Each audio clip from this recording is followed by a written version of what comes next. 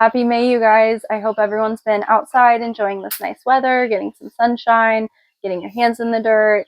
We've been outside pretty much from sunup until sundown every day, and the boys are loving it. We're loving it. The garden is reflecting that. As you can see, both my seedling tables are cleared off. Our tomato and pepper table is halfway cleared off. I ended up planting about 40 tomatoes and 36 peppers, I think it was. So these are my leftovers. I'm just kind of saving them for friends and family that might want to grow them. And then down here, these are just watermelons and lilacs, and I think that's it. It's just stuff that's waiting to go in the ground. I haven't gotten there yet. We ended up getting a big rear tine tiller, so we are building some new mounds for the watermelons and some new rows for different things, but I'll show you guys all of that. And we actually have another new species of animals that we added, so we have a lot of updates this time, and I'm excited to show you guys, so let's just get right to it.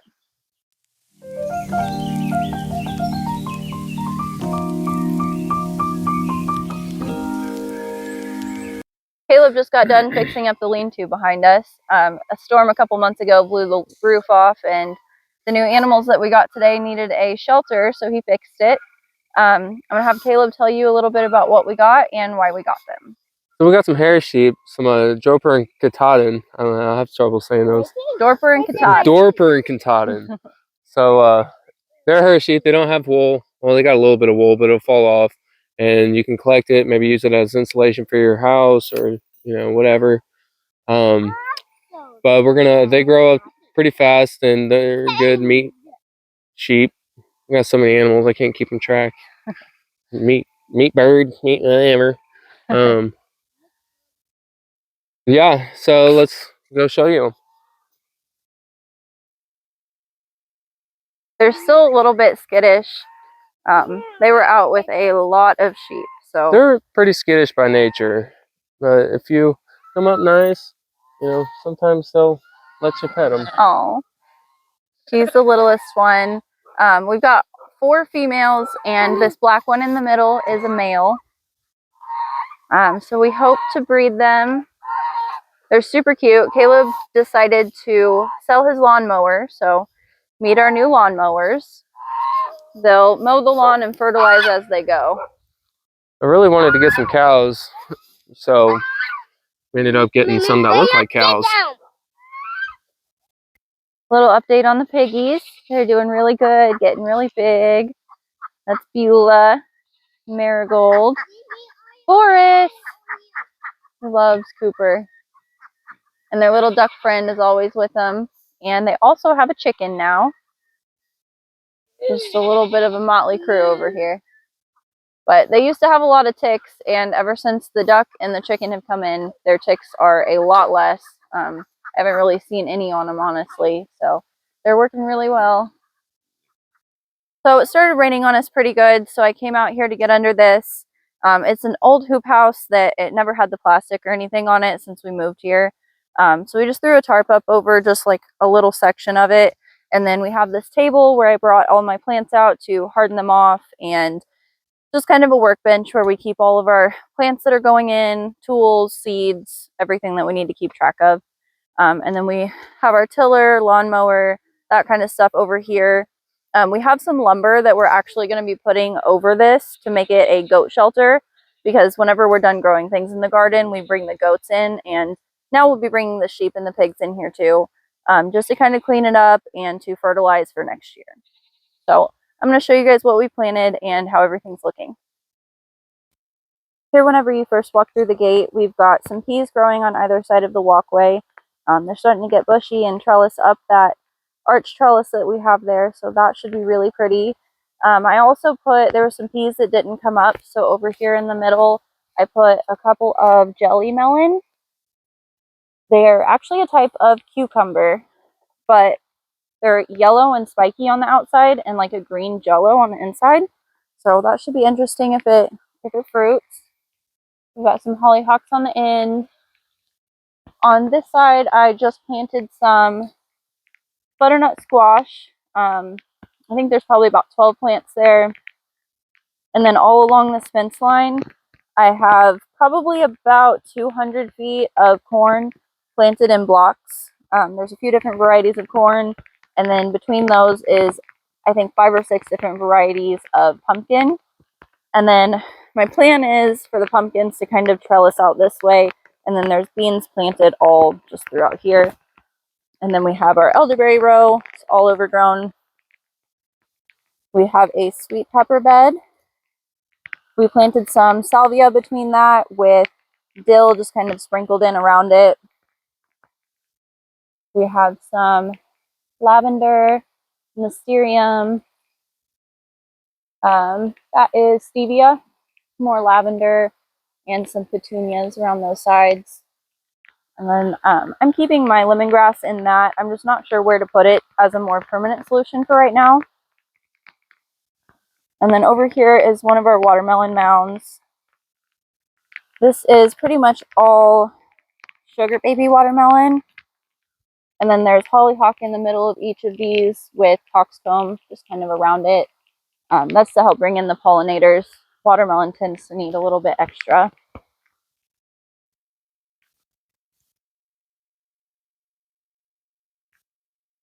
And then over here, we have a few more sweet peppers planted with some calendula.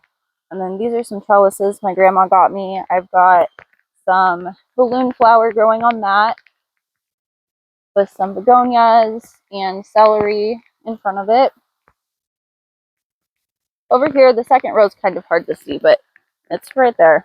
There's 2 rows of zucchini with, this one has beans between each one, and then this one has a toothache plant between each one. Toothache plant is really cool. You pick the little flowers, and if you chew on it or use it in like a salve or something, it can be numbing, so that's pretty cool. And then over here we have 2 rows of cucumbers. This row is just cucumbers right now. I haven't decided what I'm going to plant with it just yet. And then this row here is actually, it's cucumbers, but it's a bush cucumber, so it doesn't need any kind of trellising. And then through here we have our walking onions. I've showed you guys these before. They're really cool. They'll get a little ball here that drops down and then grows up another plant. So that's how they walk. Got some really pretty little bleeding hearts. A lilac. I have another bigger lilac that's going to go back here. Some tiger lilies and giant dahlias that I just planted. Hopefully those will kind of trellis up and over this. Our potatoes and onions are doing really good here. We've got some brassicas. Most of this is actually wild mustard. I'd love to say it's something that I grew on purpose, but it's not. I think this is broccoli. To be completely honest, I'm not sure. I planted broccoli here. And then we have blueberries and strawberries. And my favorite section of the garden are tomatoes. We have on this side, these are cherry tomatoes. We've got, I think, 5 or 6 different variety here. There's peas planted in between each of those, and then basil on that end of both rows and cilantro on this end of both rows. And then this is our medium and large tomatoes. We don't really use a lot of large tomatoes, so I didn't really grow a whole lot of those. And these have beans planted between each of those.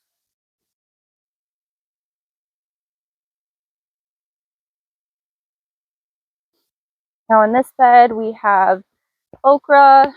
There's a lot of herbs over here. There's rosemary, oregano, thyme. I think we have 2 different varieties of thyme. And then there's some wild things like this chickweed that rather have that. Sticky cleavers. Rather have that than, grass, I guess.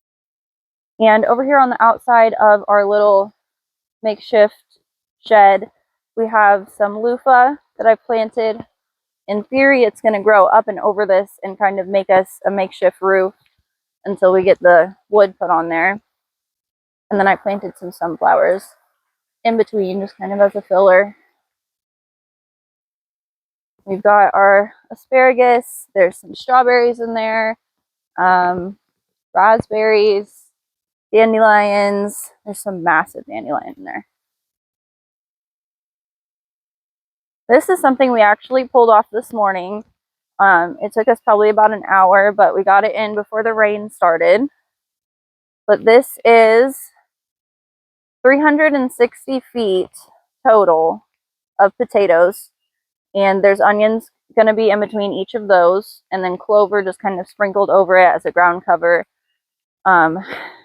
This wasn't something we planned, but our local seed company had seed potatoes really cheap. It was $10 for a 50-pound bag. So we bought that 50-pound bag and we tilled up some ground and made it happen.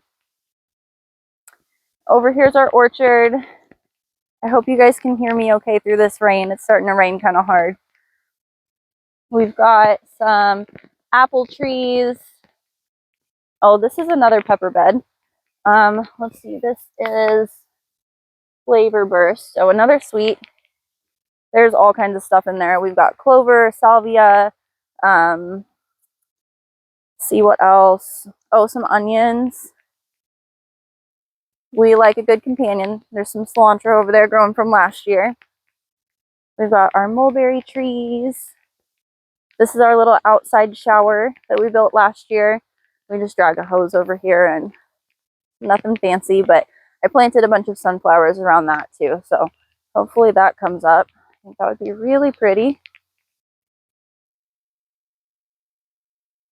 We've got our older established fruit trees over here. I planted some anise over here, and then comfrey, of course. We've got some mullein. Our fig trees did not make it. We're hoping to go get some more to replace them because the figs were delicious, but they didn't make it from last year. The mint obviously did. I think this is apple mint.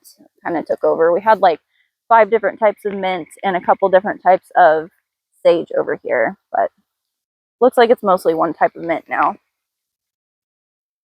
A couple more trees. We've got some potatoes. I think that might just be potatoes. One of the few beds that is just one thing. And then we have, I wanted my spicy peppers to be a little bit farther away from my sweet peppers to avoid any kind of cross-pollination. I don't know if this is going to be far enough, but I did what I could. So we've got some opal basil planted with some more dill and my cayenne peppers. And then there's eggplants over here, a little bit more basil, and this has some more thyme in between each of those plants. And then there's some vervain at the end of both these rows. We have this big trellis. Again, more potatoes. We really like potatoes. And then we have some beans growing around here. There's some coming up. There was some peas planted on this side. There they are. Not a whole lot of those made it, but this doesn't get waters quite as often, so it is what it is. So last year, the deer kind of ate a majority of the things that we planted. Even with the fence, they were still getting in here. So this year, Caleb actually put this up. We're really hoping it is working. So far, it seems to be working. It's just blue baling twine. And he put little extender posts up. You can see right there. And then just kind of tied these between them. We got a really big roll from Tractor Supply for like $30. So if we have to replace it, it's no big deal. But it seems to be working. We picked blue because deer can see blue better than other colors. So we're hoping that they see it and they just don't even jump into it, and we don't have to deal with any kind of stuck deer or anything like that. But so far, it really seems to be helping. There's definitely deer around us. As you can see, we're like fully surrounded with woods. So they live all up in there, but it seems to be working. So fingers crossed it keeps going. Thank you guys for hanging out in the rain with me today. It's been over a month since we've really had a good rain. So this storm is very welcome. It's been really hard with the beginning of planting season when everything really needs to stay consistently wet with, you know, good deep watering. But we've been hanging in there, and we hope you guys have been too. And honestly, we just want to say thank you so much. We've gotten so much more support both in homesteading and with our YouTube than we ever really imagined. So thank you guys so much. We hope that we're kind of teaching you guys a little bit along the way, whether you're learning from what we did right or what we did wrong. But either way, thank you guys for your support. And until next time, have a good day.